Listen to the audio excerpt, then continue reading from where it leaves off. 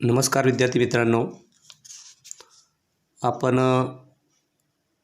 गेल्या तासिकेला 7वं प्रकरण सुरू केलेलं आहे आणि त्याच्यामध्ये दुसरा जो भाग आहे तो व्यस्त चलनाचा. सराव संच 7.1 हा समचलनाचा आहे, तर सराव संच 7.2 हा व्यस्त चलनाचा आहे.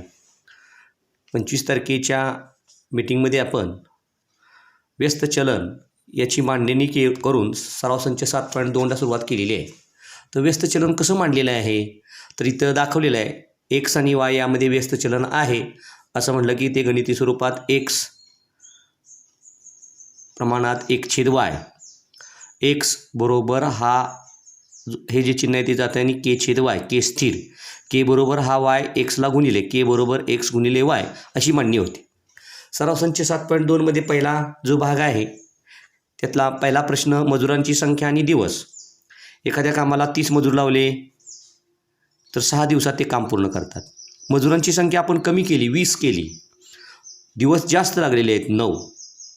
त्याप्रमाणे जर समजा दिवस 12 लावायचे असतील तर आपल्याला इथली संख्या आपण काढलेली आहे ती 15 अशी आलेली आहे. म्हणजे इकडची राशी वाढली की इकडची कमी होते, इकडची कमी केली की इकडची वाढते. या ठिकाणी ही सारणी आपली व्यस्त चलनाची आहे. व्यस्त चलनामध्ये दोन्ही राशींचा गुणाकार समान असतो. इथं बघा ही सारणी पूर्ण केलेली आहे. 30 × 180, 20 × 9 180, 15 × 12 180, 10 × 18 180 आणि 36 × 5 सुद्धा 180. म्हणजे या ठिकाणी दोन्ही राशींचा गुणाकार समान असेल तर त्या दोन राशीमध्ये व्यस्त चलन आहे असं म्हणतात. आजच्या तासिकेला आपण सराव संच 7.2 म्हणजे दुसरं उदाहरण पाहणार आहोत. तर दुसऱ्या उदाहरणामध्ये काय दिलेलं आहे, तर प्रश्न दुसरा जो आहे तो प्रत्येक उदाहरणात चलनाचा स्थिरांक, प्रत्येक उदाहरणात चलनाचा स्थिरांक व चलनाचं समीकरण लिहायचं आहे.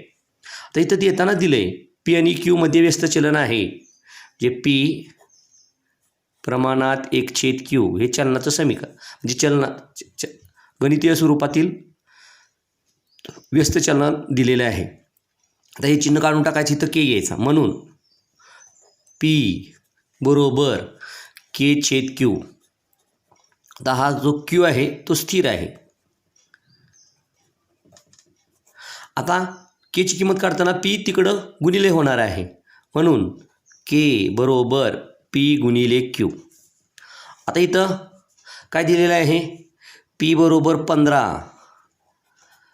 तेव्हा क्यू बरोबर 4, तर ती किंमत इथं ठेवायची, म्हणून के बरोबर 15 पी गुणिले क्यू हे दिले इथं. के बरोबर 15 × 4, के बरोबर 15×4 हा झाला स्थिरांक. 15×4 हा झाला स्थिरांक. आता ही 60ची किंमत इथं ठेवली की ते झालं चलनाचं समीकरण, म्हणजे पी गुणिले क्यू बरोबर 60 चलनाचे समीकरण. एवढंच मांडायचं आहे. इथं काय दिलेलं आहे, तर पी आणि क्यूमध्ये व्यस्त चलन आहे. केची किंमत काढताना पी गुणिले क्यू, पी 15 असेल क्यू 4, मग के बरोबर पी गुणिले क्यू, के बरोबर 15 × 4 म्हणजे 60 हा स्थिरांक आणि पी गुणिले क्यूची किंमत 60 हे चलनाचं समीकरण. त्याच पद्धतीनं झेड प्रमाणात 1/w, तर झेड बरोबर वरच्या गत k/w, के स्थिर, के स्थिर. आता के बरोबर झेड गुणिले डब्ल्यू. आता के आणि केची किंमत काढताना झेड दिलं आहे इथं 2.5, तेव्हा डब्ल्यू 24 आहे, म्हणून के बरोबर झेड आहे 2.5 गुणिले डब्ल्यू आहे 24, के बरोबर आता 25नं 24ला गुणून एक घर दशांश चिन्ह डावीकडे यायचे, 25×100 ह्याच्याली 10, 25 दुनी 50 आणि 10 60, एक घर सरकलं की आलं इथं सुद्धा केची किंमत 60 आलेली आहे. ती उचलून इथं ठेवली की झालं चलनाचं समीकरण.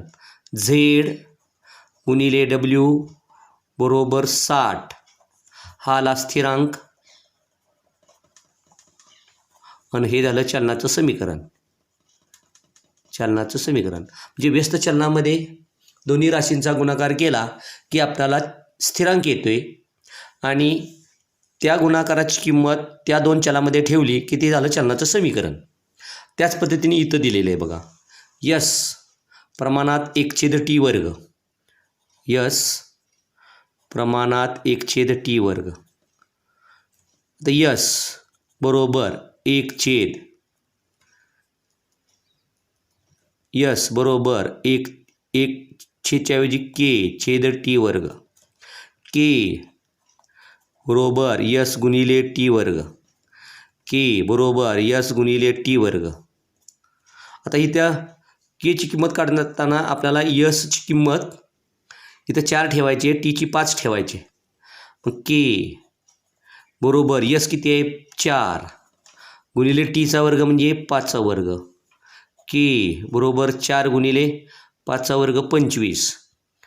के बरोबर 25 चोक 100. हा झाला स्थिरांक. हा स्थिरांक आहे आणि या स्थिरांकाची किंमत याच्यात ठेवली की ते झालं चलनाचं समीकरण.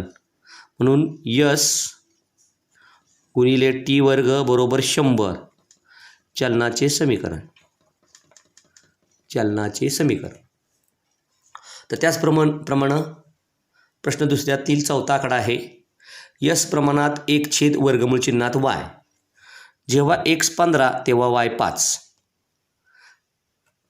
9. यस प्रमाणात 1/वर्गमूळ चिन्हात y. x बरोबर 1/k/वर्गमूळ चिन्हात y. k बरोबर x गुणिले वर्गमूळ चिन्हात y. k बरोबर x आहे 15 गुणिले वर्गमूळ चिन्हात 9. k बरोबर 15 आणि वर्गमूळ चिन्हात 9 म्हणजे 9चं वर्गमूळ आपल्याला माहिती आहे किती असते तर ते 3. मग k बरोबर 15 त्रिक 45. हा झाला स्थिरांक. याची किंमत जर समजा आपण इथं ठेवली या ठिकाणी केची किंमत की आपलं चलनाचं समीकरण होईल x गुणिले वर्गमूळ चिन्हात y बरोबर k आणि x गुणिले वर्गमूळ चिन्हात y बरोबर केची किंमत 45 आली आहे. याला चलनाचं समीकरण म्हणायचं. चलनाचे समीकरण. चलनाचे समीकरण असा हा दुसरा प्रश्न आहे. तिसरा प्रश्न मी इथं आता वाचतोय. तिसरा प्रश्न बारकाने समजून घ्यायचं. राशी वगैरे काही चलनाचा प्रकार दिलेला नाही, परंतु उदाहरणात वाचल्यानंतर तुमच्या लक्षात येईल. सफरचंदाच्या राशीमध्ये सर्व सफरचंदे पेट्यात भरायची आहेत. प्रत्येक पेटीत 24 सफरचंदे ठेवली तर ती भरण्यासाठी 27 पेट्या लागतात. जर प्रत्येक पेटीत 36 सफरचंदे ठेवली तर किती पेट्या लागतील? आता प्रत्येक पेटीत 24 सफरचंदे ठेवली तर 27 पेट्या लागतात. आता जर पेटीतील सफरचंदाची संख्या आपण वाढवली म्हणजे 36 केली तर त्यासाठी लागणाऱ्या पेट्या 27पेक्षा कमी लागतील. म्हणून हे व्यस्त चलनाचं उदाहरण आहे. जे प्रत्येक पेटीत भरावयाची सफरचंदे आणि त्यांना भरण्यासाठी लागणाऱ्या पेट्या यामध्ये व्यस्त चलन असते असं आपल्याला म्हणावं लागेल किंवा तेच पहिल्यांदा सिद्ध करावं लागेल. आता ते सिद्ध कसं करायचं बघा. इथं मी वाक्य लिहितो.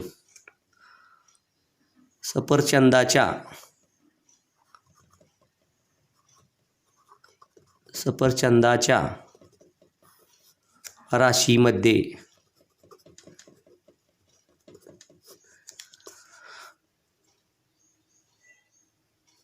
कमी सफरचंदे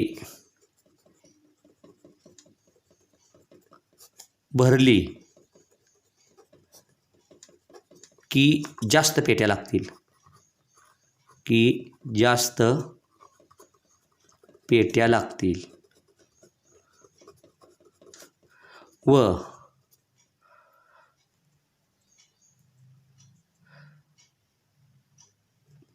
व आता हेच वाक्य उलटं करायचं आहे.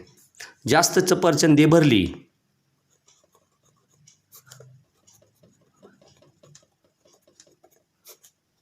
व जास्त सफरचंदे भरली की कमी पेट्या लागतील.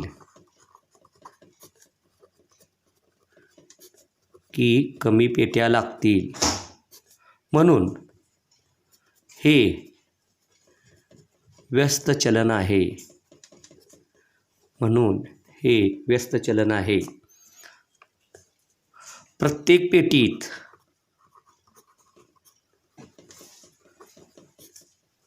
X सफरचंदे भरली की Y पेट्या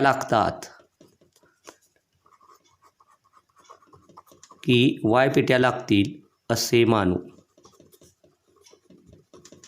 म्हणून X प्रमाणात 1/y व्यस्त चलन आहे. म्हणून X बरोबर k/y, k स्थिर. म्हणून k बरोबर x गुणिले y. प्रत्येक पेटीत 24 सफरचंद भरलेले आहेत. जेव्हा x बरोबर 24 तेव्हा y बरोबर 27 दिले आहे. म्हणून k बरोबर x गुणिले y. म्हणून k बरोबर 24 गुणिले 27 हा झालेला आहे स्थिरांक. 24 गुणिले 27 हा झाला स्थिरांक. व x गुणिले y बरोबर 24 गुणिले 27 चलनाचे समीकरण. आता आपल्याला 36 सफरचंदे ठेवलेली आहेत. किती पेट्या लागतील हे y ची किंमत काढायची आहे. जेव्हा x बरोबर 36 तेव्हा y बरोबर किती. पुन्हाच चलनाचं समीकरण लिहायचे. x गुणिले y बरोबर 24 गुणिले 27 चलनाचे समीकरण. x ची किंमत 36 दिलेली आहे. 36 गुणिले y 24 गुणिले 27 y बरोबर 24 गुणिले 27 छेद 36 y बरोबर आता 6 चौक 24 6 36 पुन्हा 2 दूनी 4 2 त्रिक 6 3 एके 3 3 नवे 27 9 दूनी 18 म्हणजे y ची किंमत 18 आलेली आहे.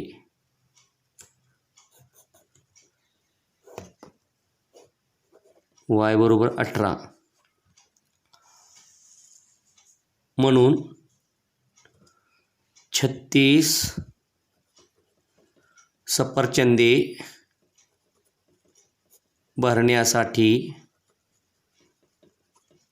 18 पेट्या लागतील. 18 पेट्या लागतील असं उदाहरण आहे. उदाहरण तसं मोठं वाटते परंतु सोडवा गेला की सोपं आहे. लागणाऱ्या पेटीमध्ये लागणाऱ्या सफरचंदाची संख्या वाढवली की कमी पेट्या लागतात आणि सफरचंदे कमी भरली की पेट्या जास्त लागतात. हे व्यस्त चलन आहे. मग सफरचंदासाठी x आणि पेट्यांसाठी y असं जर आपण मांडलं तर k ची किंमत x गुणिले y 24 गुणिले 27 येते आणि x 20 असेल तेव्हा y किती ते चलनाच्या समीकरणामध्ये ठेवून आपल्याला x गुणिले y बरोबर 24 गुणिले 27 36 गुणिले y बरोबर 24 गुणिले 27 y बरोबर 18 म्हणजे 36 सफरचंदे ठेवण्यासाठी 18 पेट्या लागतील असं हे उदाहरण आहे. तर आज इथंच थांबूया. पुढच्या तासिकेला पुढचं उदाहरणं घ्यायची आहेत. धन्यवाद.